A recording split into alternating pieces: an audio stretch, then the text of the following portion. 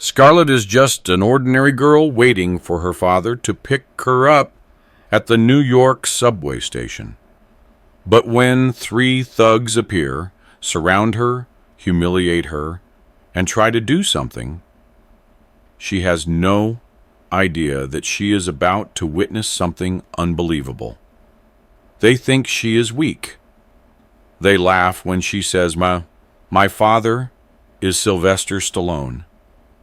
And when he appears, with his silver hair and calm demeanor, they laugh, mocking him as old man gone bad. But just seconds later, the legendary Rocky punch brings the whole station to a standstill. This is not just a beating. This is a moment of honor, of fatherhood, and a lesson that the thugs will never forget that day. Before continuing with the story, leave a comment to let us know where you are watching from. The air in Union Square subway station had that familiar New York sting, half chill, half grit, and just enough uncertainty to make a person's skin tighten. Scarlett Jennings sat alone on a steel bench near the end of the downtown platform, her arms crossed over her chest, her hoodie zipped up to her throat. The screech of a passing train echoed down the tunnel, but it wasn't hers. It was Express. She checked her phone again. Black screen. Battery long dead. No charger. No signal. Her dad, Sylvester, was late. Again. She wasn't mad. Not really. Traffic in Manhattan at 5:45 on a Friday could chew through your best intentions. But the longer she sat there, the more the shadows in that station felt less like empty space and more like things watching. In her lap was a worn backpack, canvas, green, paint-stained. Inside it, a sketchbook with half-finished portraits, a pouch of charcoal pencils, and a folded letter from her mother, one she still hadn't fully read, just carried. Like a compass she couldn't bear to open. Scarlett wasn't the kind of girl who drew attention. She liked it that way. No makeup, no loud music, just a girl and her art. The only name she hated people recognizing was her last. Not because it embarrassed her, but because it overshadowed her. Jennings was fine. But Stallone's daughter? That made people lean in too close, ask too many questions, and expect too much. She was about to stand up and stretch when they walked in. Three guys, young, maybe mid-20s, streetwear hoodies and bomber jackets, one with a Yankees cap turned backwards. They moved with too much ease, too little respect, like they were always looking for a reason to test the room. And tonight, Scarlett was the room. She didn't look at them, but she could feel it. That shift in the air, the pause in their banter, the angle of their bodies as they changed course and started toward her. The guy in the cap nudged his friend. "Yo," he said, loud enough for it to land just behind her ears. "Check this out. What's a girl like you doing down here all alone? Miss your daddy or something?" Scarlett didn't look up. Her pulse quickened, but her face remained still. She adjusted her grip on the strap of her backpack. "Oh, she's shy," the second guy said. "Probably got her AirPods in. Too cool to talk to the working class, huh? I bet she's waiting on some Wall Street boyfriend," said the third, circling slightly to her other side. "Either that or she's lost." "She don't look lost," Catboy grinned. "She looks stuck up." Scarlett exhaled through her nose, slow and measured. She didn't move, didn't speak. "She's not even gonna answer?" The second guy leaned in slightly. "Rude." She's probably got some sugar daddy, Catboy continued. Bet he's some old guy, picking her up in a Tesla, right? Scarlett finally spoke, voice low and firm. Back off. The tone of it, not pleading, not scared, made them pause. Just long enough to shift the smirks into something meaner. She talks. Catboy raised his hands in mock celebration. And here, I thought she was mute. She said back off, the quieter one muttered. But it wasn't a warning. It was bait. Catboy reached down and tugged the strap of her bag. Not hard, just enough to test her. She held it tighter. What's in there, princess? He asked. You draw stuff? Maybe you drew us. Did you draw me? Let go, Scarlett said. You got attitude, the second guy said. Someone needs to teach you some manners. She's waiting on her daddy, remember? Catboy turned to his friends. He's probably one of those retired cops. Or maybe a gym teacher. Scarlett stared at him now. Stallone. That word dropped between them like a loose brick. The grin froze on Catboy's face. What? Stallone, she repeated. My father. The silence lasted maybe 2 seconds before they burst into laughter. You serious? Catboy cackled. You trying to tell me Rocky Balboa is your dad? Is he gonna come down here in a bathrobe and punch us into the credits? Said the second guy, doubling over. The third guy added, Yo, I thought he was dead. Scarlett didn't move, didn't flinch, just watched the top of the escalator behind them. The rumble of the city still murmured above, but the air down here suddenly felt thinner. And then the sound changed. Slow, deliberate footsteps echoed off the tiled walls. Heavy, rhythmic, the kind of walk that belonged to someone who didn't need to prove anything anymore. The kind that made people turn before they even knew why. He came down the steps like a shadow peeled off the skyline. Leather bomber jacket zipped to the collar, old boots worn to the heel, knit cap pulled low. He wasn't young, he wasn't fast, but something in the way he carried himself made the space quieter as he moved. Scarlett stood up. Hey, where are you going? Catboy asked. Then he saw him. Sylvester Stallone didn't rush, didn't raise his voice. He looked at the three men, then at Scarlett, then back again. You all right, baby girl? He asked. She nodded once. Catboy turned to his friends. No way. That's actually... The second guy squinted. Is that him? The third guy laughed, but it was thinner now. Man, he's like 80. Stallone stepped forward. That's close enough, old man, said Catboy, forcing a chuckle. No, Stallone said calmly. It isn't me. Oh, come on, said the second guy. What are you going to do? Lecture us? You put your hands on my daughter. Stallone replied, voice like gravel, under pressure. That means I give you one chance to walk away. The tension cracked. Catboy shoved his friend forward. Let's teach Gramps a lesson. He lunged. What happened next was fast. Too fast. Stallone's foot pivoted slightly.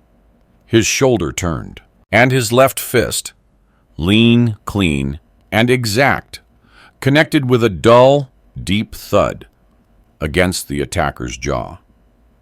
The young man dropped like a sack of concrete. No spin, no drama, just down. Gasps echoed across the platform. Someone dropped their phone. The second guy ran. The third stayed frozen in place. "You should go," Stallone said simply. He did. Scarlett stood beside her father, shoulders finally loosening. He reached for her hand, not to pull, just to hold. And together, they started walking up the stairs toward the exit. Behind them, murmurs stirred.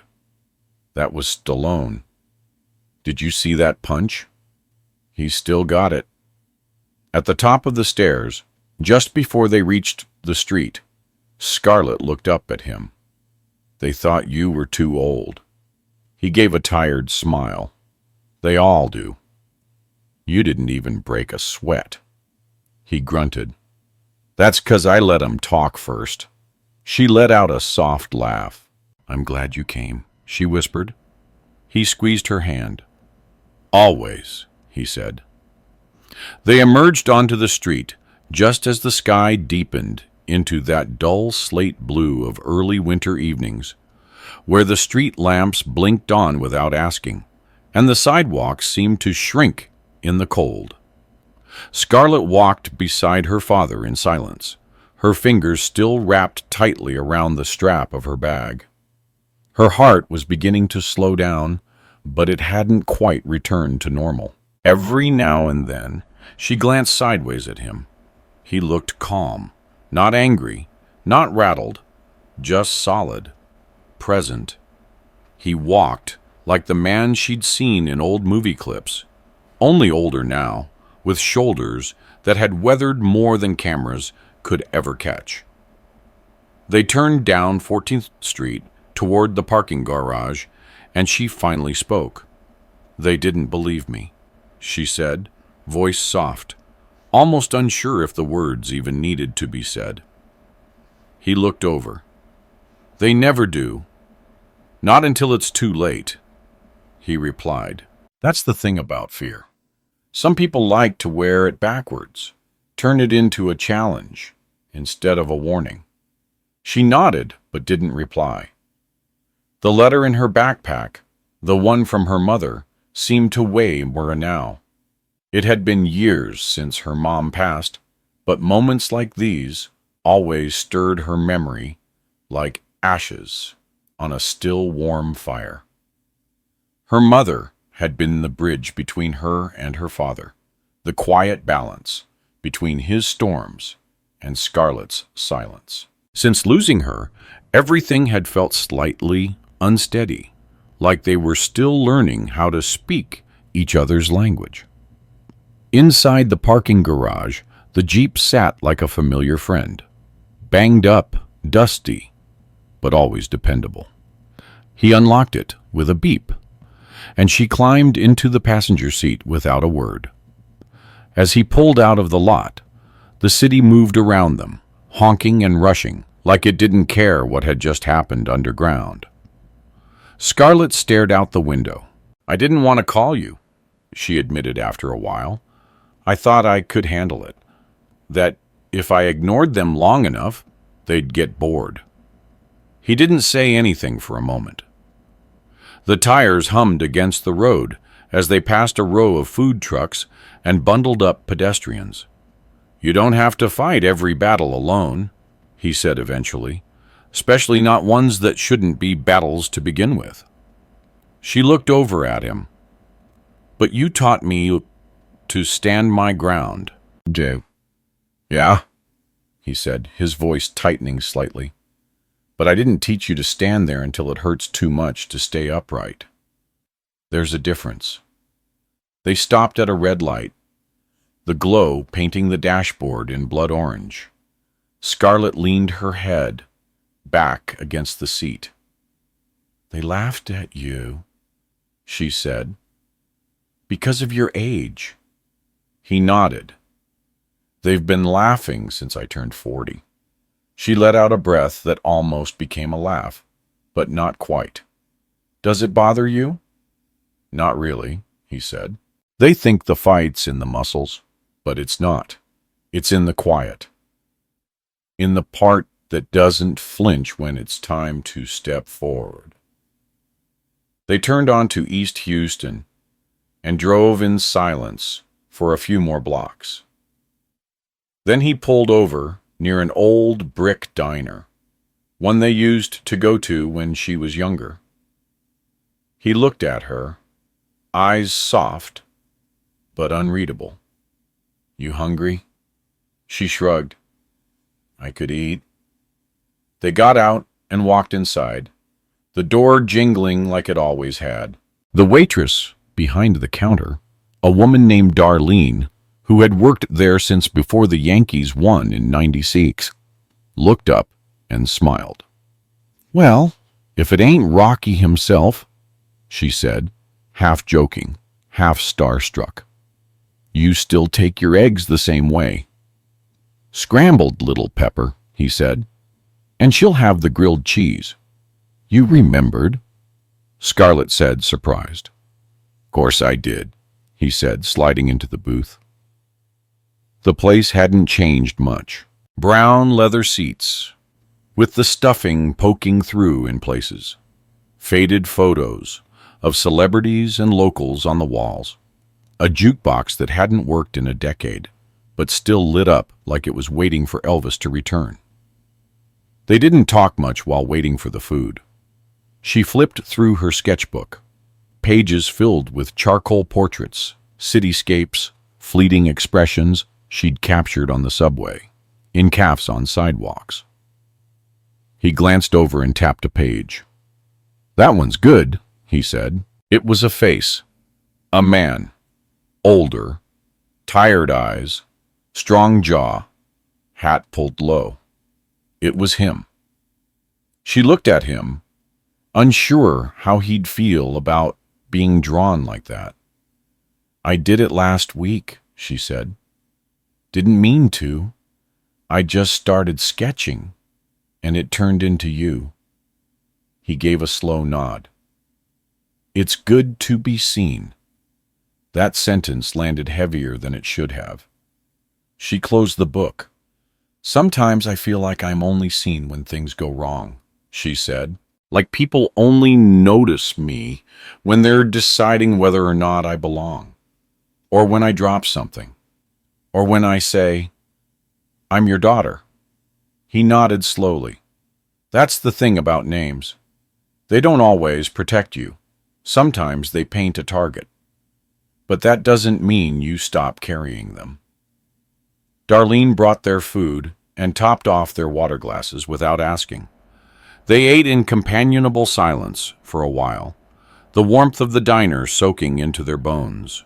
After a few bites, Scarlett looked up. "Were you always like that?" "Like what?" "Calm, controlled. Like you were born with your fists already trained." He laughed quietly. "No. I used to be a firecracker. Hair-trigger temper. Especially when someone looked at me the wrong way.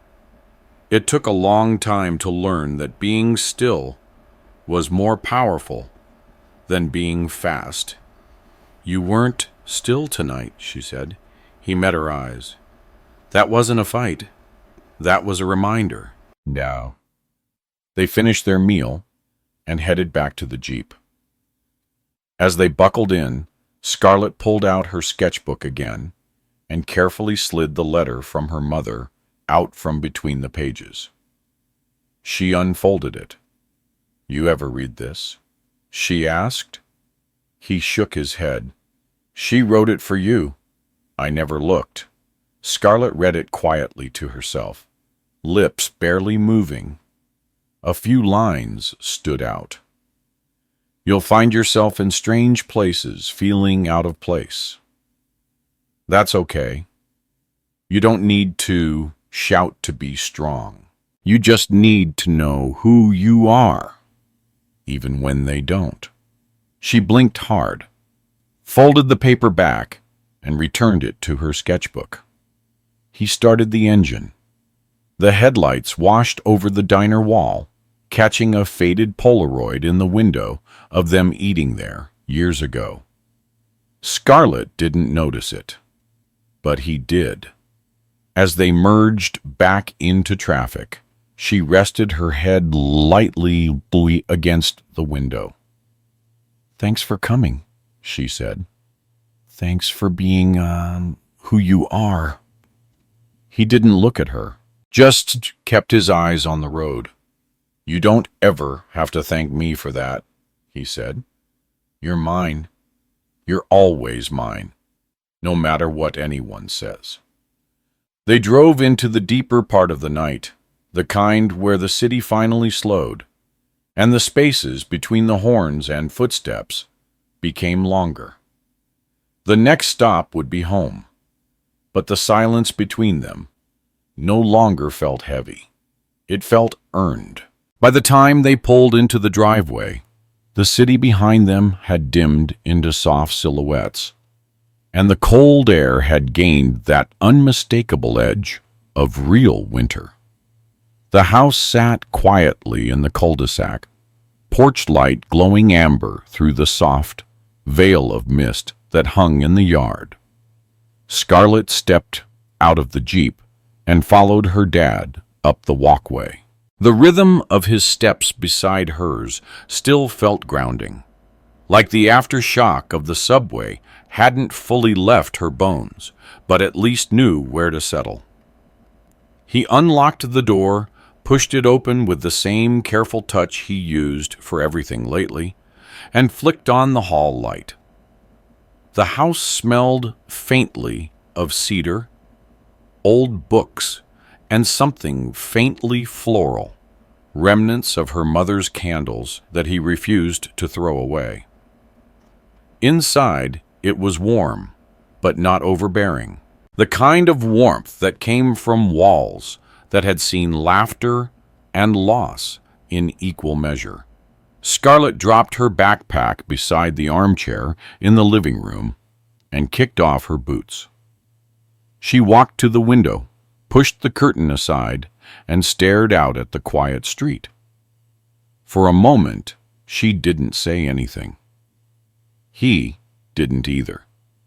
He moved to the kitchen and poured 2 mugs of coffee, his decaf, hers mostly milk. When he handed it to her, she held it without drinking, letting the warmth soak into her fingers.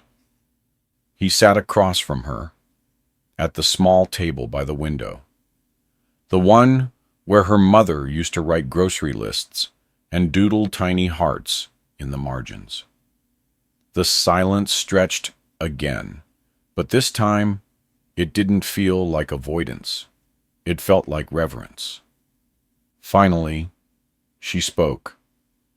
"I didn't think they'd make me feel that small. I thought I was used to it, being underestimated, ignored. But that was different." He watched her closely. What part hurt the most? She looked up. Not the fear. I've felt that before. Not the words either. It was the look in their eyes, like I was nothing.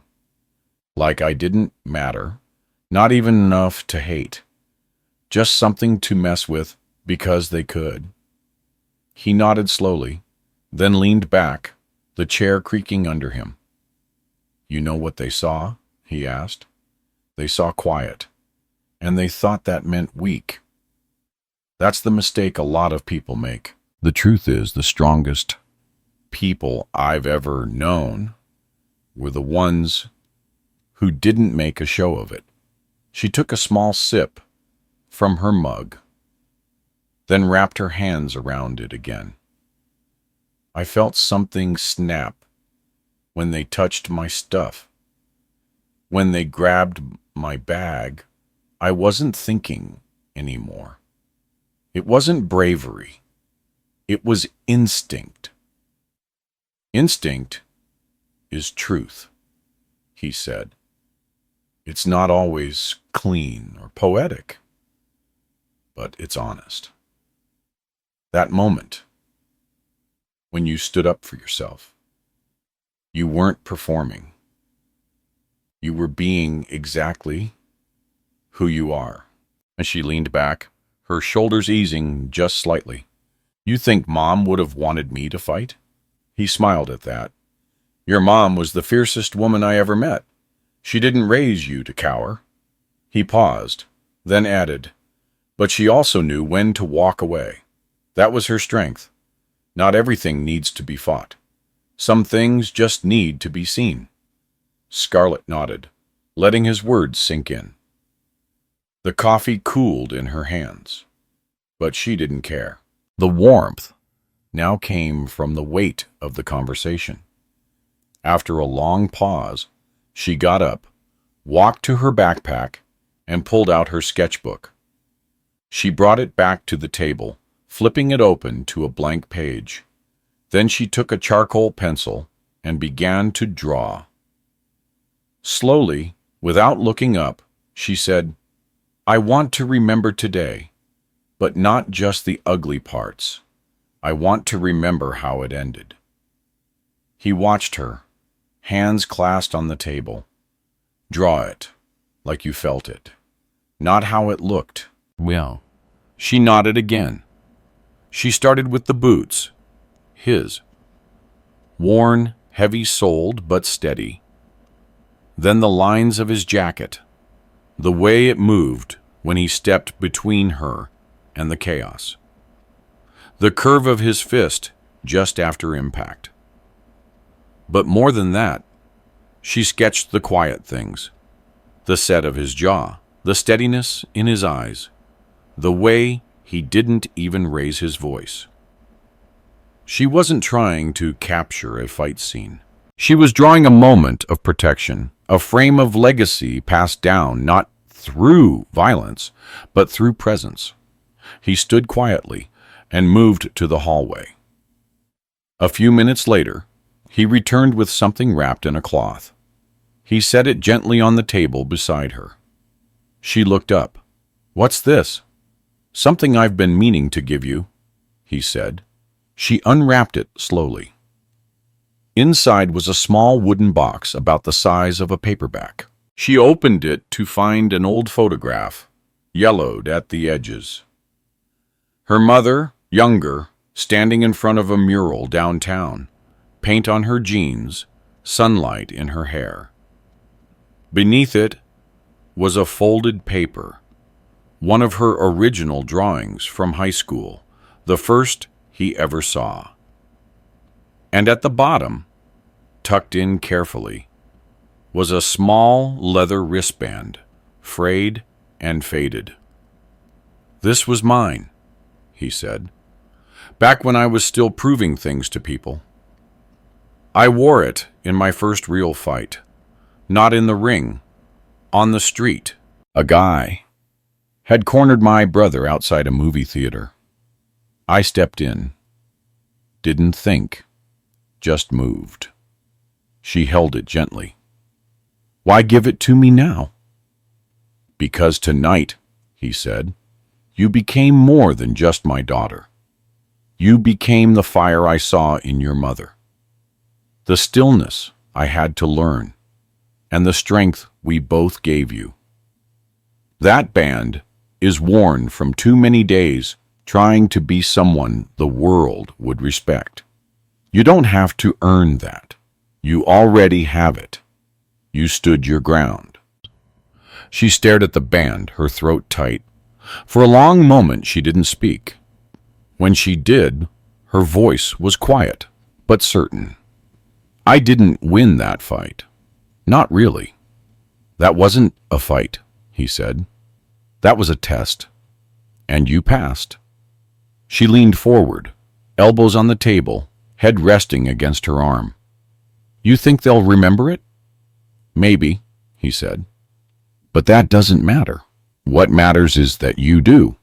She looked at him then. "You ever afraid it's too late to be who you were?" He shook his head. "No. But I've learned it's never too late to become who you were meant to be." The clock ticked above the stove. The night deepened. Eventually, she rose from the table and walked down the hall, wristband in hand. Before turning into her room, she paused. "Hey, Dad." He looked up. "Yeah?" "I'm going to read Mom's letter tonight. For real this time. He smiled. Good. I think she'd like that. And she disappeared behind the door. And he sat for a while longer at the kitchen table, his fingers brushing the edge of her sketchbook. When he finally turned in, the house was dark, but it wasn't heavy. It was resting, breathing, whole. And in the room down the hall, a girl sat cross-legged on her bed, letter unfolded in her lap, heart beating with the slow, steady rhythm of someone who knew exactly who she was and exactly where she came from. Not just the name, but the fire, the calm, and the blood she carried. She smiled softly, the words of the letter blurring with tears and healing something inside her that had been bruised but never broken.